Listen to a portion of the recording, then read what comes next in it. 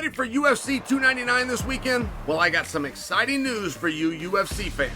I have teamed up with DraftKings Sportsbook to bring you the ultimate fight night experience. Imagine this, you're a new customer to DraftKings, you place an initial wager, and if that bet doesn't hit, no sweat. You will get a bonus bet back in the amount of your original bet up to $1,000. Just download the DraftKings app.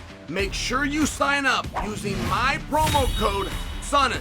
The crown is yours. And DraftKings has got something for the existing customers as well. All customers get SGP insurance every day. Get a bonus bet back in the amount of your initial bet if one leg of your SGP loses. Minimum number of legs required and maximum bet varies.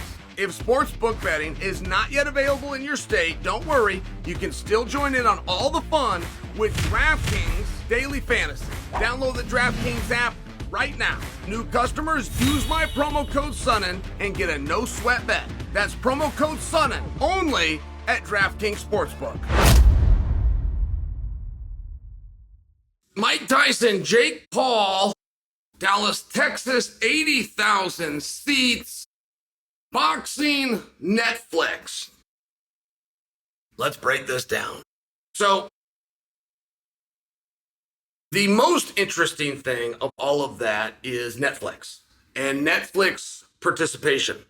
This first started with the announcement of Netflix and the deal with TKO as it specifically pertaining to WWE and Raw, but then you got speculation of what's going to go on with the UFC deal, and it could go just further and further from there. So Netflix and the speculation is a very interesting thing, and it's wildly helpful to the UFC whether they're looking to get into that business or not, just becoming an option, just poking around. It's a very interesting thing. So now all of a sudden, okay, great, they're gonna feel out the boxing side of it, and I wish they wouldn't. I really wish that they wouldn't, because they would get a bad feeling. This is not a good idea. And I want to start at the beginning because I don't want to be a hater. I will talk about it when it comes. I'll cover it. I'll watch it. I'll get back to you guys when it's over. I mean, I'll do the whole nine. But first off, I don't think it's happening. Let me start with that. I don't think you've seen a press release that says those two guys are going to fight. I think in your mind you have. I think you're thinking, Chael, you're wrong. I've seen 5 of them. You might have. I might be wrong. I will admit that. This is a pretty fresh topic, but I don't think you have. And it's a very big deal. It's a very big deal because the word fight isn't just one that you can throw out like a lot of people think. The word fight is a legal term. There is no sport in free culture. Communist countries oversee sport. There is no free culture where government oversees sport, except America and except combat. And there's very good reason for that. But I get technical on you because fight becomes a term, becomes a legal term. If you're going to sell that, whether you're selling subscriptions at Netflix, if you say we're doing a fight, if you promise people, if you put tickets on sale, there's certain things that you have to now bring. Okay, that's an actual term. Same would go with boxing. That is an actual legal term within the state of Texas. Now, you'll hear about the unified rules, and you'll hear, all of combat, and they do the same rules, and they're called the unified rules. And for broad stroke purposes, like, okay. But when you hear that, first off, that's a bit of a broad stroke. It's pretty damn accurate, but it's not a perfect statement. But when you do hear that, what we're talking about when we talk about unified rules or even the Queensberry rules, we're talking about what are you allowed to do within the cage or the ring. It's not the actual rules that the athletes and the promoter and everybody involved is under. Those can vary by jurisdiction. And within this country alone, there are 50 jurisdictions plus tribal territories.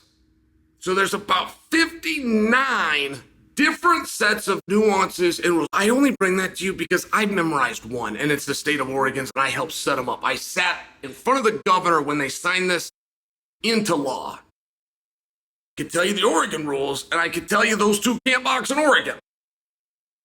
They might be able to box in Texas. I don't know. Jake Paul has fought exclusively at 185 pounds, or at least 185 and under. I think they were all at 85. Mike Tyson is exclusively a heavyweight. And in the state of Oregon, they could not jump weight classes more than 2. And that would be a separation of 3 different weight classes. So, I mean, I'm only sharing for you that when you see the press releases, I don't think you've got anybody reputable to say they're going to box or that they're going to fight. They're going to do something. Where this becomes extremely relevant, okay, is you have a disaster on your hands here. Like in terms of bad ideas from a financial standpoint, this is one of the worst ideas. Within the press release, they're going to box in Texas, which I know Texas wants to be a massive fight capital and will make those claims. They're not. People like to go there, and their commission is fantastic to work with. But it's not huge. It's not close to Vegas. I don't think it's Jersey. I think Jersey's got way more of a history, and California has definitely stepped forward. Like, to act as though you're going to do some massive amount of seats in Texas, you're not. You're not going to do more in Texas at a higher dollar point than you would in the fight capital, which is Las Vegas. Now, why do I share that with you? Well, Conor McGregor fought Floyd Mayweather, and they did about 12,000 seats, and that's with paper in the house. They did not sell that out, regardless to how many people told you they did. With paper in the house, which is where you give tickets away, right? Call-ins to radio station. The 5th caller gets 3 tickets now. With all of that, they had about 12,000 people come through the doors. Francis Ngannou versus Tyson Fury, which at the time was the UFC heavyweight champion, versus the world heavyweight boxing champion. That's a pretty big deal. And they did a little less than 18,000 seats.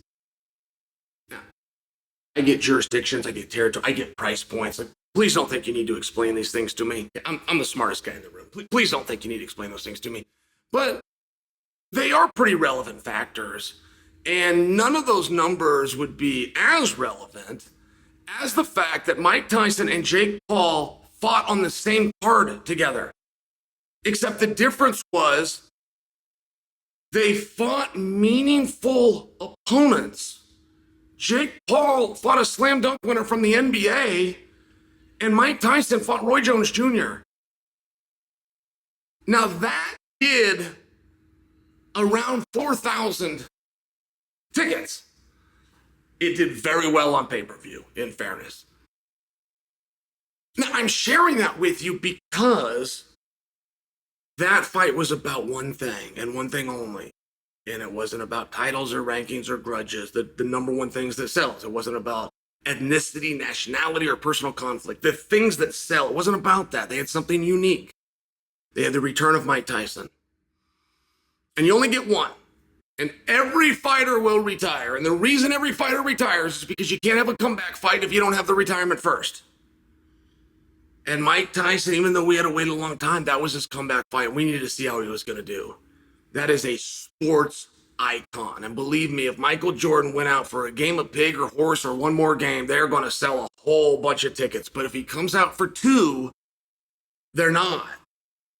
They're not. They're going to do it once. And I only bring that to you because I think, I'm just making a prediction here. I think when the rest of the story comes out, this isn't going to get called boxing. It's not going to get called a fight. I think it's going to get called an exhibition, which just makes things even worse. Oh my God, what are we doing? Now, my larger concern, I don't care what these guys go do, man. Go make your money, do your shakedown. I'm for the whole thing. I am not a hater on that at all. But you got to be extremely careful. Vitor Belfort is a story that you must know. Vitor Belfort worked his ass off, and he was disciplined. Like the teammates and coaches around Vitor, you should hear the things they say about him, man. That guy was in the gym. He did everything right. He was like weighing his food, and he was looking great. I mean, everything was going great. Vitor is not a boxer, but he likes to box. He goes in and fights Evander Holyfield. Now, I apologize. Vitor should have been scared to death. This is after Tyson fights Roy Jones. Frankly, Tyson and Jones look pretty good, in my opinion. All things considered, they held up and their endurance was good. Those body shots and Tyson, I mean, they looked pretty good. Now, this is Evander. He's going to look even better than them, right? He beat Mike Tyson. So Vitor should have been scared to death. Most likely was. So he went out there like anybody that's scared, and that makes him better. And that made Vitor more dangerous and made him more scary. And Vitor got rid of a shell of what we remember as Evander Holyfield. I do not say that to put Evander down. If he sees this, that was a reality. And there was even some footage out, and there was great question given by the public to the commission that allowed this to happen when the commission had seen the training footage of Evander. And I will tell you in all fairness, I thought Evander was going to do awesome. I thought, okay, he's going to do better than Mike. He looked the part. He looked pretty lean. But when you saw the training footage, it was so bad. It was so truly bad. A lot of people thought that he was gaming. He was playing a game. He was throwing Vitor off. I was one of those people. Now, I don't tell you this to put Evander down. It's not what I'm doing at all. It's actually a Vitor story. Vitor went out there and got rid of Evander quickly, and they never booked Vitor again. It in some ways ruined his career. They began to tease Vitor. He beat up an elderly guy. What's he doing beating up an old man, fight somebody? Right? Vitor was like 44 at the time, and Evander was 54, whatever it was. It really wasn't any of the things that people said. But this is real. Now, you've got to be armed with this. You got to be armed with this because when you're dealing with somebody smart, Jake Paul beats them all. And Jake Paul would not walk into this situation particularly armed with the stories that I just told you. Now, when you insert Netflix, my bigger concern as an advocate for our sport is that it's very excited that Netflix is showing an interest. They got involved with TKO. They're showing Raw. They're branching out. I mean, they did this about a decade ago with comedy. Netflix single-handedly saved comedy. Kids quit dreaming of being a comic. They couldn't make it in a comic. Well, all of a sudden, Netflix made it so it could. I mean, I'm just sharing that with you because if they're throwing their arm around sport, it's going to be an interesting thing. You start to see where it goes. You start booking a couple people before you work your way up to Dave Chappelle. If Netflix goes in and they're wondering to get a feel for an audience for comeback booking this fight, this is a disaster. I can't believe some of the things I heard. Michael Bisping, good friend of mine, a very smart guy, put out a tweet and he said, oh, this is going to do great. They're all going to make money and fair game to them. Michael's not wrong, but he's not right about any of those things. I was stunned that he said it. I was stunned that Michael Bisping said it. This thing is going to look terrible on TV. You think this thing is going to draw more than Mike versus Roy? With Jake Paul on the card? You think this thing is going to draw more than Fury versus Francis? You think this thing is going to draw more than Manny versus Floyd or Conor versus Floyd? It's going to look ridiculous in an 80,000 seat arena. And what would be the reason that they're boxing? What would be the reason? Money. Yep, sure. Yeah, we understand that. That doesn't work. That has never worked. If you were risking your health or your reputation or your record or your title and you were doing it for the money, that works all day long. That's what our industry is. When Mike Tyson and Roy Jones came out and they did a good night of business on pay-per-view, it was about a comeback. You don't have a comeback here. You have no reason for these guys to be fighting.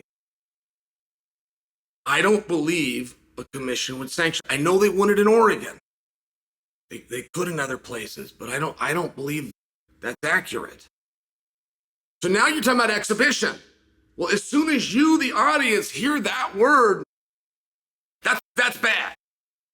We can at least agree that's not helpful.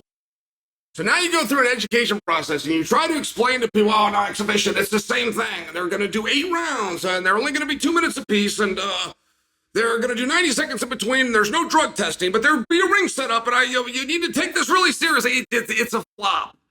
It's a flop. They're talking about you're going to do, each one of them's going to do single-digit millions of dollars. Okay, great. Let's just round that up and call it 9 million plus pay-per-view. There is no pay-per-view anymore. That's not a literal statement, but it's not what it used to be. Pay-per-view is very, very different now. Not to mention the piracy problems, the problems with TikTok, the problem with the streams, like the pay-per-view model that you might have known in 2012. It is so wildly different now. Now, when Mike Tyson used to fight on pay-per-view, right, he might still have some of those same ideas in his head, but I can't imagine that. And meanwhile, if Mike wanted to fight, he could definitely get big money. Like, let me just give you an example. After Mike fought Roy, there was an offer for Mike to fight Evander. This is before Vitor exposed Evander. It was $20 million, and Mike said no.